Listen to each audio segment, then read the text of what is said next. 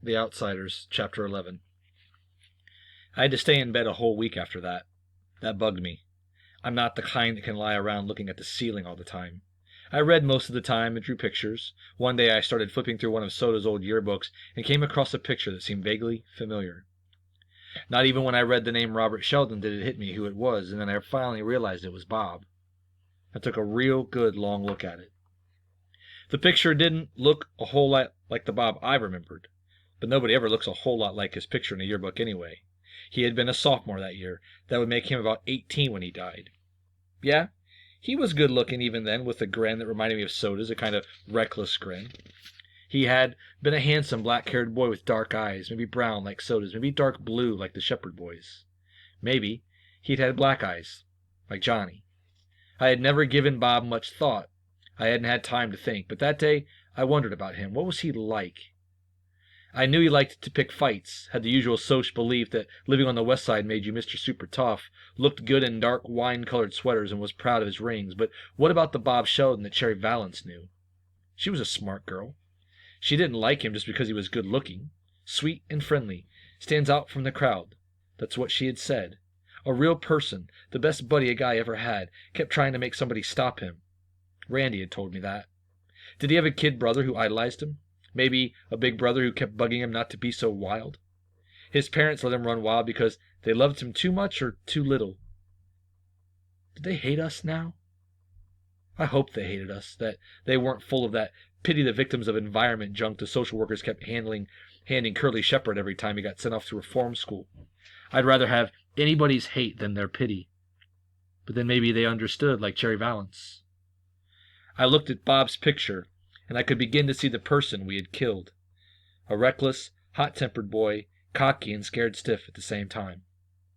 Ponyboy. Yeah? I didn't look up. I thought it was the doctor. He'd been coming over to see me almost every day, although he didn't do much except talk to me. There's a guy here to see you? Says he knows you? Something in Derry's voice made me look up, and his eyes were hard. His name's Randy. Yeah, I know him, I said. You want to see him? Yeah, I shrugged. Sure, why not? A few guys from school had dropped by to see me.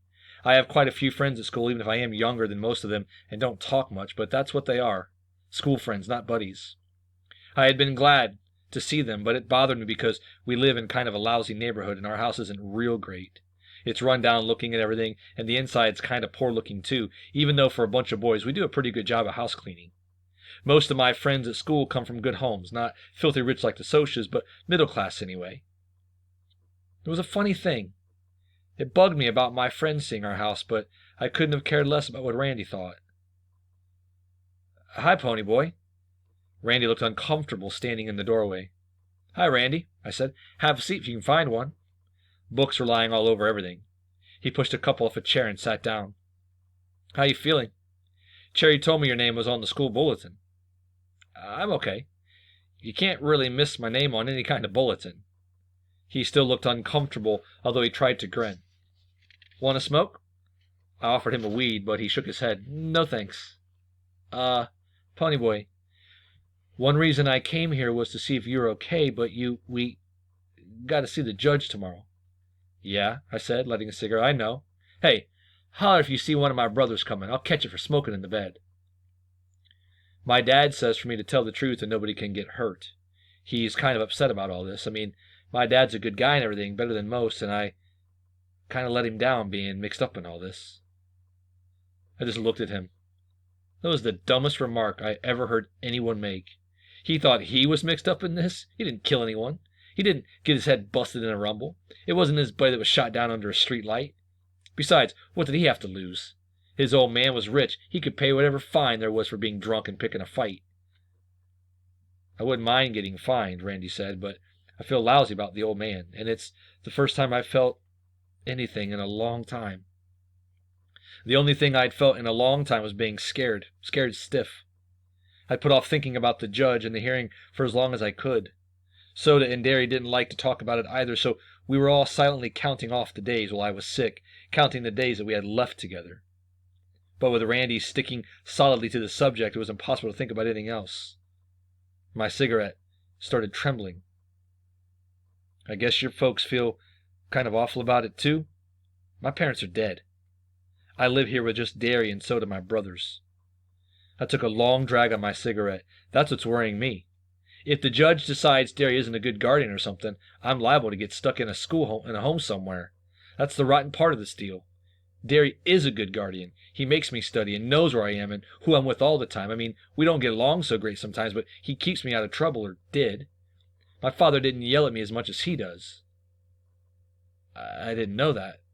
Randy looked worried. He really did. The Soch even, worried because some kid greaser was on his way to a foster home or something. It was really funny. I don't mean funny, you know what I mean. Listen to me, Pony. You didn't do anything. It was your friend Johnny that had the knife. I had it. I stopped him. He was looking at me strangely. I had the knife. I killed Bob. Randy shook his head. I saw it. You were almost drowned. It was the black-headed guy that had the switchblade. Bob scared him into doing it. I saw it. I was bewildered. I killed him. I had a switchblade, and I was scared they were going to beat me up. No, kid, it was your friend, the one who died in the hospital. Johnny is not dead. My voice was shaking. Johnny's not dead. Hey, Randy? Derry stuck his head in the door. I think you'd better go now. Sure, Randy said. He was still looking at me kind of funny. See you around, Pony. Don't ever say anything to him about Johnny, I heard Derry say in a low voice as they went out. He's still pretty racked up mentally and emotionally. The doc said he'd get over it if we gave him some time. I swallowed hard and blinked. He was just like all the rest of the Soches, cold-blooded and mean. Johnny didn't have anything to do with Bob's getting killed. Ponyboy Curtis, put out that cigarette. Okay, I put it out. I ain't going to go to sleep smoking, Derry. If you make me stay in bed, there ain't anywhere else I can smoke. You're not going to die if you don't get a smoke. But if that bed catches on fire, you will. You couldn't make it to the door through that mess. Well, golly, I can't pick it up, and Soda doesn't, so I guess that leaves you. He was giving me one of those looks. All right, I said. That don't leave you. Maybe Soda will straighten up a little. Maybe you can be a little neater, huh, little buddy?